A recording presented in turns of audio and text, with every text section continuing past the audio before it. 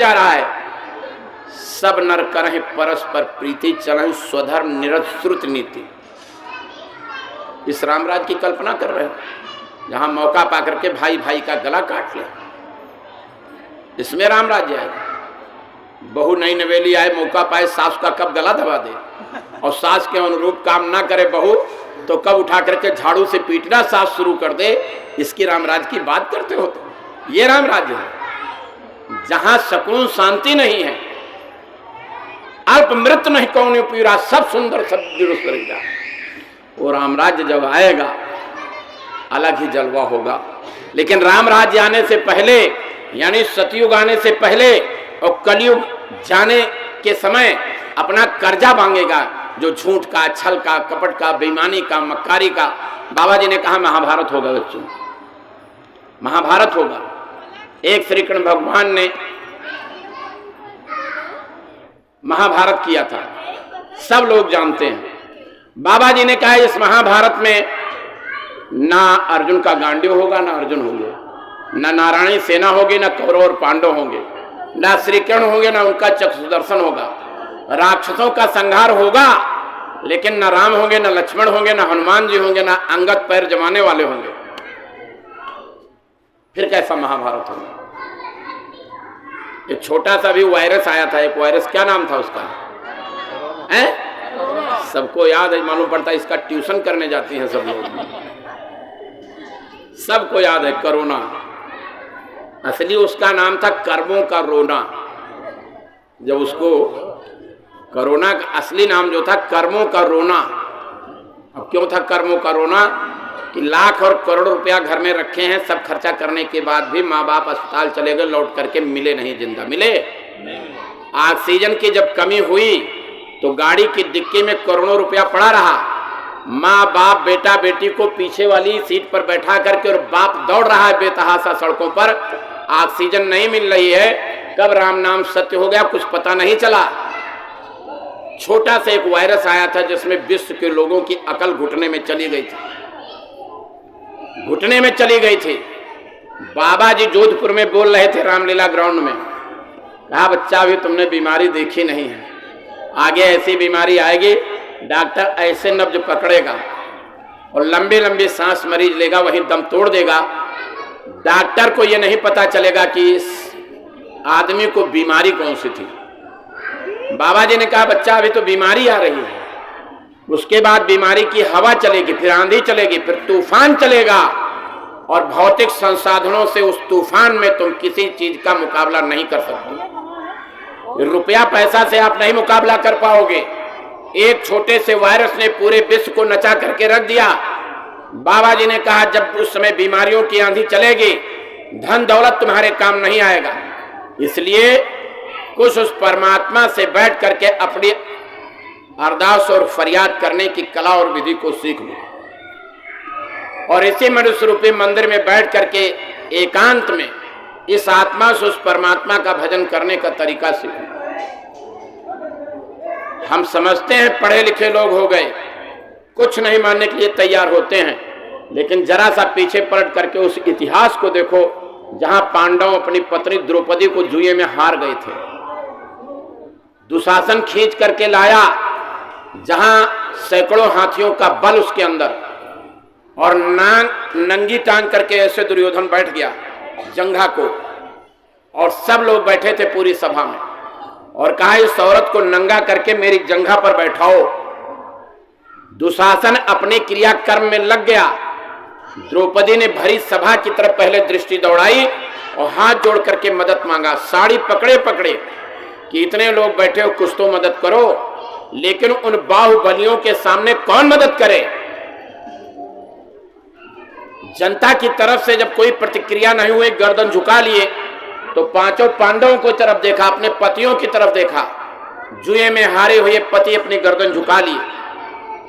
फिर बड़े बड़े पढ़े लिखे विद्वान, संस्कृति के वेदाचार्य लोग, कृपाचार्य, अश्वत्थामा, भीष्म पितामह जैसे हजारों हाथियों का बल लिए हुए 10,000 सेना से अकेले लड़ने वाले लोग अपनी गर्दनों को झुका लिए। जब सब तरफ से नर्वस और निराश हो गई द्रौपदी, तो उसने धोती से हाथ खींच लिया अपना, और कहा इन बेशर्मों के सामने नंगा होना ही ठीक है। तब उस मालिक को आवाज लगाई, दुखरो द्वारिकाधीश शरण में तेरी।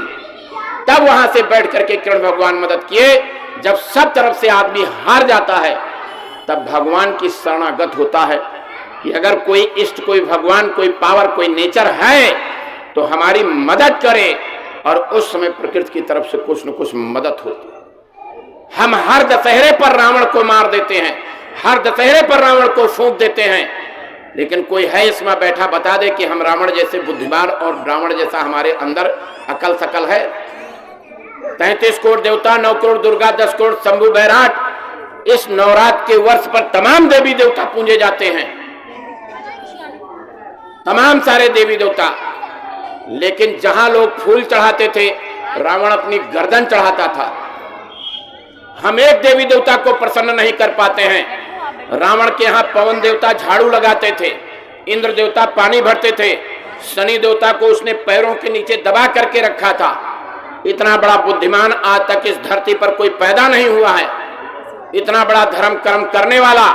आखिर उसकी गलती कौन सी रही जिसकी वजह से हम लोग हर साल दशहरा पर उसको जलाते हैं, ताली बजाते हैं? लौटते हुए इंसान से पूछो तो वही कहता है कि हम बुराई पर विजय प्राप्त करके आए, बुराई पर धर्म की विजय प्राप्त। कभी सोचा आपने बैठ करके एकांत में? 3 कमियां उसके अंदर आई थी। पहली कमी यह थी कि वो शराब पीने लगा था। दूसरी कमी उसके अंदर आई थी कि वो मांस खाने लगा था। और तीसरी कमी ये आई थी, माँ बहन बेटियों की इज्जत की कीमत उसने नहीं समझी, इज्जत लूटने लगा था। और इन्हीं 3 कमियों की वजह से रावण को हम लोग राक्षस की श्रेणी में लेकर के आकर के खड़ा कर दिए। मैं सिर्फ इतना ही कहना चाहता हूं अपने अंतिम शब्दों में कि जो लोग भी मेरी आवाज सुन रहे हैं, जो लोग यहाँ बैठे हैं, अगर किसी पशु पक्षी के मांस का आहार खाते करते हो तो उसको बंद कर दीजिए। किसी जानवर के मांस को मत खाइए। ये मानव शरीर बना है मांस खाने के लिए नहीं। मत पियो शराब, खराब बड़ी, दोनों जगनासन हारी है। किसी मत वाले पर जब रंग जमाती होश है उसका उड़ जाता काया थर्राती। आप सोच लीजिए, नशीली वस्तु कोई भी करते हो, शराब, चरस, गांजा, भांग, ताड़ी, अफीम, पशु पक्षियों का मांस यह मनुष्य को खाने के लिए नहीं मिला है। मांस खाने का उन्हीं को अधिकार है जो जुबान से चाट कर पानी पीते हैं। दांत नुकीले और नाखून उनके नुकीले होते हैं शिकार को पकड़ने और नोच कर खाने के लिए। जुबान से चाट कर पानी पीते हैं, शरीर से 3 गुना बड़ी उनकी आंत होती है। उन्हीं को मांस खाने का अधिकार परमात्मा की तरफ से दिया गया है। पैदा होते हैं तो उनकी महीनों आंखें नहीं खुलती हैं। जो जुबान से खींचकर पानी पीते हैं, दांत चौड़े होते हैं, नाखून चौड़े होते हैं, परमात्मा की तरफ से उनको मांस खाने का अधिकार नहीं दिया गया है। पैदा होने पर जिनकी आंखें खुल जाती हैं, शरीर से 7 गुना बड़ी आंत होती है, उनको मांस खाने का परमात्मा की तरफ से अधिकार नहीं। इसलिए मैं निवेदन करने आया हूं कि इस मुंह को बूचड़ खाना और इस पेट को कब्रिस्तान शमशान घाट मत बनाओ। नहीं, कृष्ण जैसी अवतारी शक्ति को त्रेता के द्वापर में पैदा हुए थे, द्वापर के अंत में थे और त्रेता में राम के रूप में आए थे। पूरा द्वापर निकलने के बाद अंतिम समय में उनको अपना बदला चुकाना पड़ा था। द्वारिका में जब कदम के पेड़ के नीचे बैठे थे, पदम यहीं चमक रहा था, उनके बहेलिए ने समझा कोई हिरण है, खींच करके बाण मार दिया। जब इंसान की आवाज आई, दौड़ करके गया बहेलिया, कहले प्रभु कृष्ण आपकी मैंने हत्या कर दी। कहा हत्या नहीं किया, बदला ले लिया। बदला कौन सा? रामा अवतार में मैं राम था, तुम बाली थे, तुमको वरदान था कि तुम्हारे सामने से जो मारेगा आधी ताकत चली आएगी। हमने पेड़ से छुप करके तुम्हारा वध किया था। आज वही राम द्वापर में कृष्णा अवतार में कृष्ण के रूप में, वही बाली कृष्णा अवतार में बहेलिया के रूप में, अदला बदला खत्म। मैं यही कहना चाहता हूं कि हम लोगों के अंदर तो एक भी कला नहीं है। 16 कला के अवतार कृष्ण भगवान को जब बदला चुकाना पड़ा तो हमने जिसको मारा है मारेगा, काटा है काटेगा। एक ऑफिस में एक मैनेजर को गुस्सा आ गया अपने नौकर के ऊपर कोई बातचीत हो रही थी, कारखाने में काम चल रहा था, नौकर कुछ गलती कर बैठा तो उसने गुस्से में एक तमाचा मार दिया खींच कर। नौकर वहां कुछ नहीं बोला, मालिक है, नौकरी करनी है, रोजी रोटी कमाना है। अपने घर आया जब शाम को, अब मुंह तो फुलाए हुए था, गुस्सा तो था ही था। रोज की तरह पत्नी पानी लेकर के आ गई, लो पानी पी लो, कुछ नहीं बोला। अरे तो मुंह काहे को फुलाए हो, पानी पी लो। उसने खींच के एक तमाचा पत्नी के रख दिया, गुस्सा पत्नी पर उतार दिया। पत्नी बिलबिला गई, आदमी तो कुछ नहीं मार सकती थी, वो चली गई। बेटा खड़ा हुआ, क्या हुआ, पापा ने कुछ कहा, खींच तमाचा उसको मार दिया। बच्चा क्या करे, बाहर निकला, दरवाजे पर कुत्ता बैठा था, उसने खींच के लाते कुत्ते को मार दिया। उधर से वही मैनेजर चला जा रहा था, कुत्ता दौड़ के उसको काट लिया। प्रकृति ने कुछ नियम ही इस तरीके के बनाए हैं, अदला बदला संसार से कहीं जाता नहीं है। इसलिए मुसलमानों की किताब में लिखा है, मुसल्लिम ईमान रहमान रहीम। सच्चा मुसलमान वही है जिसके अंदर मुसल्लिम ईमान है और रहम दिल है। मुसलमानों की हदीस में लिखा हुआ है कि एक भी शराब का कतरा गिर जाए उसको जला करके काट के निकाल दो, वरना खुदा से जुदा गुनहगार काफिर तुझे जन्नत नसीब नहीं होगी। मुसलमानों की हदीस में लिखा है, जब शाम को तुम भोजन करने के लिए बैठो तो अपने घर के 7 घरों में आसपास देख लो कोई भूखा तो नहीं सो रहा है। इस तरीके की किताबें धार्मिक लिखी गई हैं और लोग कहते हैं हमारे यहाँ मांस खाने को लिखा है।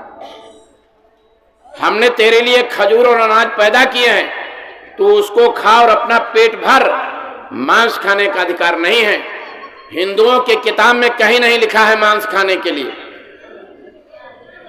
सिखों के किताब में लिखा है, जा रक्त लागे कापड़ा, जामा हुए पलीत, और ते रक्त पीवे मानुसा, तो क्यों निर्मल चित्त। जिस कपड़े में खून लग जाता है हम फेंक देते हैं, और जिस खून को हम पी जाते हैं तो निर्मल चित्त कहां से रहेगा। जिस समय रावण हारने लगा, भाग करके गया, कुंभकर्ण को जगाया, राम रूप गुण सुमिरत मगन भयो क्षण एक, राम का नाम जपने लगा। रावण ने कहा, अच्छा भाई को जगाने आए थे, ये तो हमारे दुश्मन का नाम ले रहा है। रावण मांगे कोटि घट मद और महिष अनेक, शराब मंगाई, मांस मंगाई, और लिखा है महिष खाए कर मदिरा पाना, और गज्जा गर्जा बजरा घास समाना। कुंभकर्ण दुर्मद रन रंगा, तला चला दुर्ग तजी सेन न संगा। अपने दुर्ग यानी अपने महल का परित्याग करके सेना भी साथ नहीं ले और युद्ध करने चला गया। तमाम सारा धर्म ग्रंथ उठा लो, कहीं भी खाने के लिए नहीं लिखा। इसलिए मैं निवेदन और प्रार्थना इस आवाज की बात करता हूं, जहां तक आवाज जा रही वहां तक लोगों को ये कहना चाहता हूं। बहुत से लोग नवरात्र चल रहा है, जुबान से लार टपक रही है कि नवरात्र जब खत्म होगी तब हम शुरू करेंगे। जिस फ्रिज में पूजा का तमाम सारा सामान रखा है उसी फ्रिज में ला करके मुर्गा मुर्गी और बियर की बोतल रखी जाएगी। तुम धर्म मानते हो, किस देवी को मानते हो, किस देवता को मानते हो, किस भगवान को मानते हो, कोई काली मां नहीं कहती है कि मांस खाओ, लेकर के आओ जहां लिखा है सबको मांस खाने का मना है।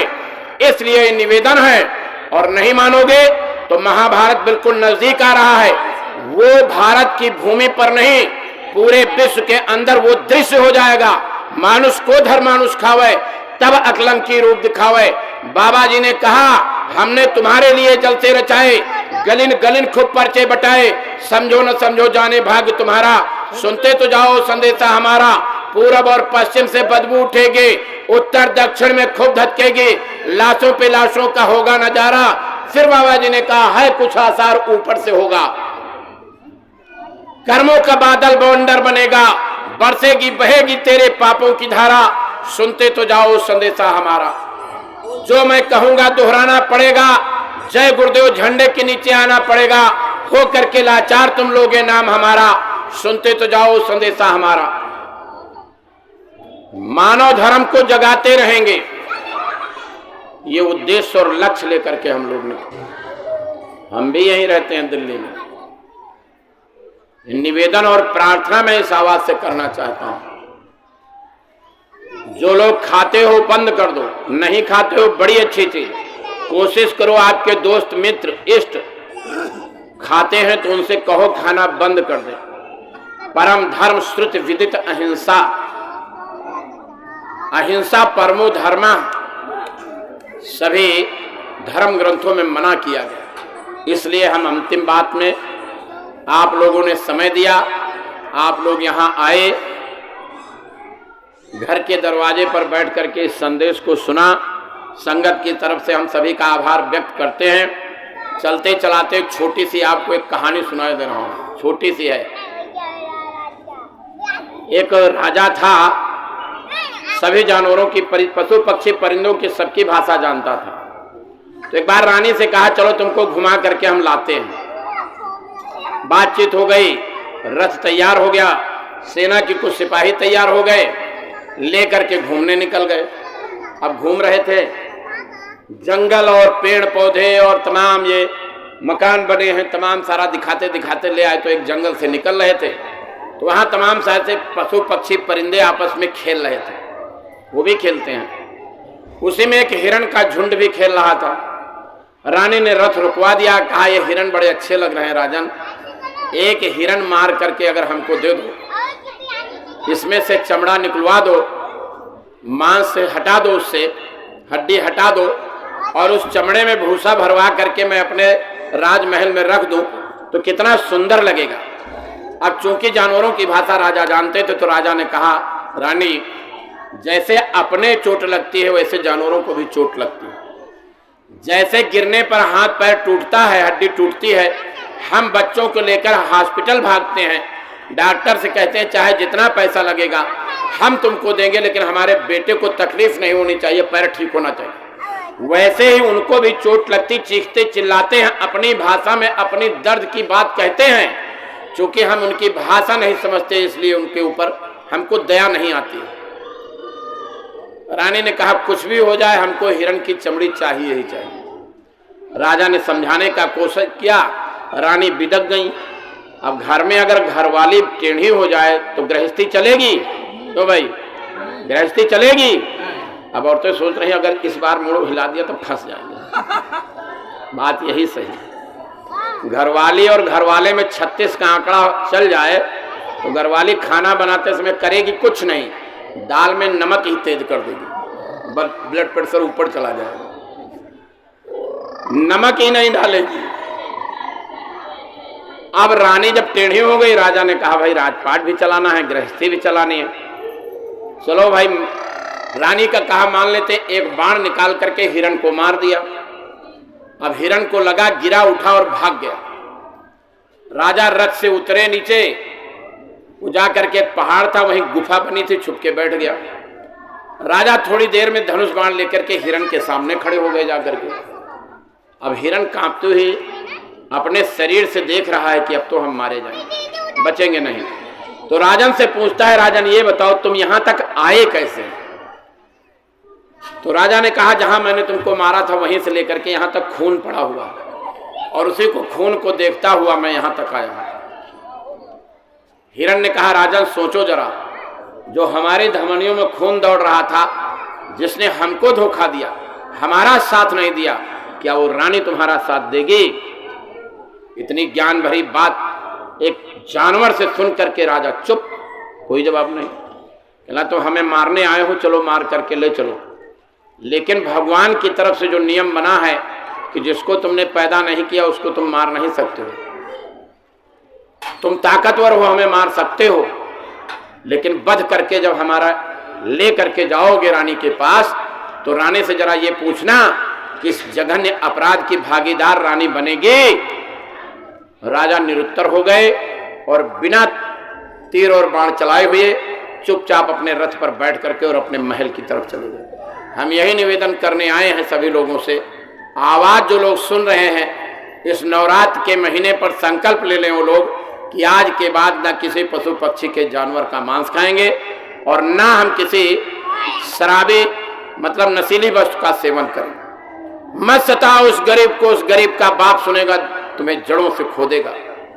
अभी तुमने देखा नहीं है क्या होने जा रहा है, वो बुरा समय आकर के दरवाजे पर दस्तक दे देगा कलयुग जाने लगा, छोट बेईमानी मक्कारी धोखा चोरी चमारी का कर्जा मांगेगा, हम आप दे नहीं पाएंगे।